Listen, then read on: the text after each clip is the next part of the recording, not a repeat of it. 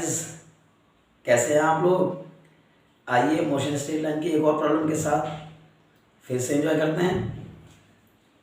इस क्वेश्चन में क्या कहा गया है, the position time relation of a moving object is given by t is equal to under root x plus 5, find its velocity and acceleration at t is equal to 5 second.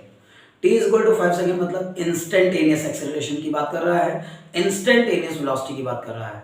यानी कि आपको position और time के बीच relation दिया गया है। एक moving object है, चलता हुआ ऑब्जेक्ट है, कोई मोशन करता हुआ ऑब्जेक्ट है, उसकी पोजीशन और उसके टाइम का रिलेशन आपको दिया गया है और आपको बताना यह है कि 5 सेकंड पर उसका वेलोसिटी उसकी कितनी होगी और एक्सेलरेशन कितना होगा।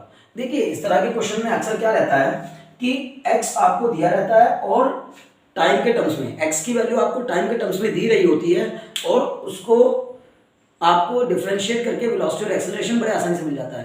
लेकिन अब की बार इसने क्या कर दिया, थोड़ा सा बदलाव कर दिया। क्या कि टाइम दिया है लेफ्ट साइड में और डिस्प्लेसमेंट या पोजीशन दी है राइट साइड में, उतना कोई बड़ा काम नहीं है और पोजीशन रूट में दी है। अदरवाइज ज्यादातर क्वेश्चंस में पोजीशन रूट में नहीं होती है, तो कुछ नहीं है इसमें, बड़े आराम से समझिए। देखिए दिया गया है t equal to under root x plus 5, तो 5 को इस साइड ले आइए, t माइनस 5 बराबर कितना हो जाएगा रूट एक्स। तो आपको मिल गया एक तरीके से root x is equal to t minus 5। अगर इसी की क्या कर दी जाए, स्क्वायरिंग कर दी जाए बोथ साइड, तो स्क्वायरिंग बोथ साइड क्या बन जाएगा, x is equal to t minus 5 का होल स्क्वायर। मतलब x इज इक्वल टू भाई रूट एक्स का स्क्वायर x हो जाएगा और t माइनस 5 का होल स्क्वायर हो जाएगा। तो अब इस स्क्वायर को खोल दीजिए, यहाँ जाएगा t square plus 25 minus 10t a minus b का होल स्क्वायर लगा के। तो यानी कि जो रिलेशन हमें दिया रहा होता था वो रिलेशन अब हमने बना लिया। तो पोजीशन और टाइम का रिलेशन हमें मिल गया। अब हमें इसकी हेल्प से वेलोसिटी और एक्सेलरेशन पता करना है। तो हम जानते हैं कि v इज इक्वल टू क्या होता है, dx बाई dt।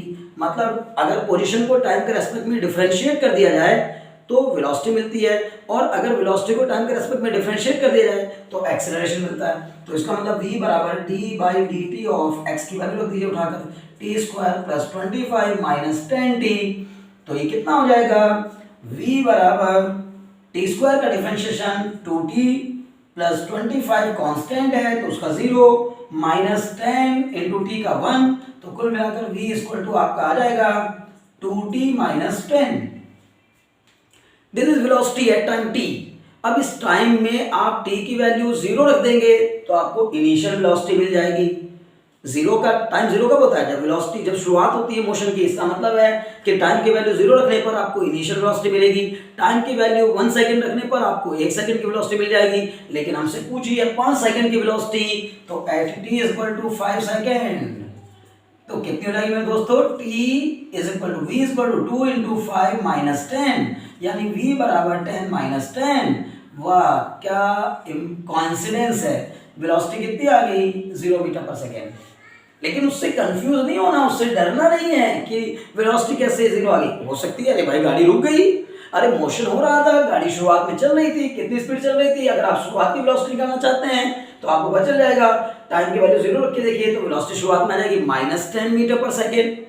अब ये सोचेंगे वेलोसिटी नेगेटिव कैसे आ गई, अरे वेलोसिटी तो वेक्टर क्वांटिटी है, तो वेक्टर क्वांटिटी तो पॉजिटिव भी हो सकती है नेगेटिव भी हो सकती है। इसका मतलब वेलोसिटी आपकी 0 भी हो सकती है, पॉजिटिव भी हो सकती है, नेगेटिव भी हो सकती है। तो यहाँ पर वेलोसिटी फिलहाल कितनी आ गई 0, यानी जिस समय 5 सेकंड पर ये गाड़ी एक बार अपनी वेलोसिटी को 0 जरूर की होगी। अब एक्सीलरेशन भी पता कर लेते हैं, तो a बराबर हम जानते हैं कि क्या होता है dv बाई dt। अब a बराबर dv बाई dt मतलब वेलोसिटी को टाइम के रेस्पेक्ट में क्या कर देना है, डिफरेंशिएट कर देना है। तो वेलोसिटी को टाइम के रेस्पेक्ट में डिफरेंशिएट करेंगे, क्या बन जाएगा a is equal to d by dt of v। v की वैल्यू कौन से रखेंगे, जो टाइम के टर्म्स में आई है। कितनी आई है v की वैल्यू टाइम के टर्म्स में 2t माइनस 10। अब इसको डिफरेंशिएट करना है तो इसका मतलब एक्सेलरेशन कितना रहा होगा, a is equal to 2 constant बार t का 1 10 का 0, तो a की वैल्यू कितनी आ गई 2 मीटर पर सेकंड स्क्वायर। तो एक्सेलरेशन कितना हो गया 2 मीटर पर सेकंड स्क्वायर। और अगर एक्सेलरेशन 2 मीटर पर सेकंड स्क्वायर आ गया तो पॉजिटिव एक्सेलरेशन आया और नेगेटिव वेलोसिटी आई। इसका मतलब शुरुआत में वेलोसिटी नेगेटिव थी, इनिशियल वेलोसिटी नेगेटिव थी, है ना। वैसे तो 5 सेकंड पे तो 0 है, वैसे हमारे क्वेश्चन का आंसर हो चुका, क्योंकि ये एक्सेलरेशन 2 मीटर पर सेकंड स्क्वायर आया, इसमें टाइम नहीं है, यानी कि एक्सेलरेशन फिलहाल टाइम पे डिपेंड नहीं कर रहा है। अगर मान लीजिए एक्सेलरेशन का जो टर्म आता, जो एक्सप्रेशन आता, वो भी 2t स्क्वायर 2t-5 टाइप का आया था, तो हम कहते हैं कि एक्सेलरेशन भी टाइम पे डिपेंड कर रहा है, लेकिन टाइम पे एक्सेलरेशन फिलहाल डिपेंड नहीं कर रहा है। क्यों? क्योंकि यहाँ टाइम का टर्म है ही नहीं, और जब टाइम का टर्म नहीं है तो इसका मतलब एक्सेलरेशन टाइम पे डिपेंड नहीं करेगा, और एक्सेलरेशन कांस्टेंट रहेगा, यानी 0 सेकंड पे भी इतना ही एक्सेलरेशन रहा होगा, 1 सेकंड पे भी इतना ही एक्सेलरेशन रहा होगा, 5 सेकंड पे भी उतना ही एक्सेलरेशन रहा होगा, हर जगह उसके एक्सेलरेशन की वैल्यू कांस्टेंट रहेगी। तो इसका मतलब t = 5 सेकंड पर भी कितना होगा, तो एट t = 5 सेकंड a तब भी कितना ही होगा, 2 मीटर पर सेकंड स्क्वायर ही होगा। तो हमारे क्वेश्चन का आंसर तो हो चुका, क्वेश्चन इतना ही था बस कि t बराबर 5 सेकंड पर वेलोसिटी कितनी होगी, तो आपका आंसर कि 0 होगी। t बराबर 5 सेकंड पर एक्सेलरेशन कितना होगा, 2 मीटर पर सेकंड स्क्वायर होगा। लेकिन आप कुछ और भी तो सोच लो, हो सकता है इसी क्वेश्चन में आपसे पूछा गया होता कि इनिशियल वेलोसिटी कितनी होगी, तो यही जो वेलोसिटी वाला टर्म है इसमें t की वैल्यू 0 रख देते। आपसे पूछा गया होता कि मोशन किस टाइप का है, यानी यूनिफॉर्मली एक्सेलरेटेड है या यूनिफॉर्म मोशन है या नॉन यूनिफॉर्मली एक्सेलरेटेड है या किस टाइप का मोशन है।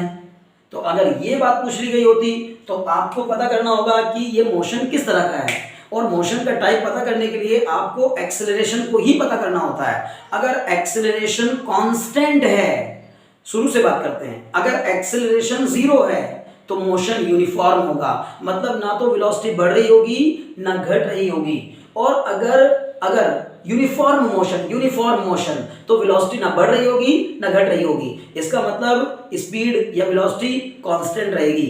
लेकिन अगर एक्सेलरेशन कांस्टेंट है तो इसका मतलब एक्सेलरेशन बढ़ या घट नहीं रहा है, पर वेलोसिटी को तो बढ़ाएगा घटाएगा ना।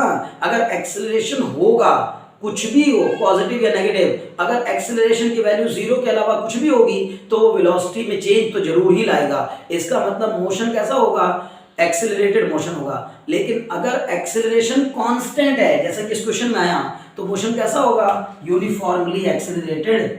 यूनिफॉर्मली एक्सेलरेटेड मतलब acceleration constant, uniformly accelerated motion. और अगर मान लीजिए कि इसी में ये जो एक्सेलरेशन की वैल्यू आई है ये भी टाइम पे डिपेंड कर रही होती, टाइम के ऊपर इसका भी कोई ना कोई टाइम की वैल्यू यहाँ टाइम आया होता और टाइम के चेंज होने से ये भी बदल रहा होता, तो हम कहते हैं नॉन यूनिफॉर्मली एक्सेलरेटेड मोशन।